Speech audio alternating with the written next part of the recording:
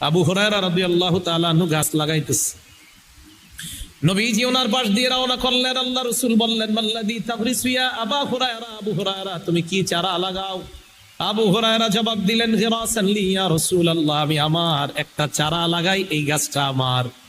নবীজি বললেন, আলা আদুল্লুকা আলা গিরাসিন খায়রিন লাকা মিন হাদা, আমি কি তোমাকে এর চাইতে উত্তম চারা রোপণ করার আমল শিখাইয়া দিব না? তো হুজুর শিখান। নবীজি বললেন, কুল, তুমি বলো, পড়েন সুবহানাল্লাহ, আলহামদুলিল্লাহ, লা ইলাহা ইল্লাল্লাহ, আল্লাহু আকবার।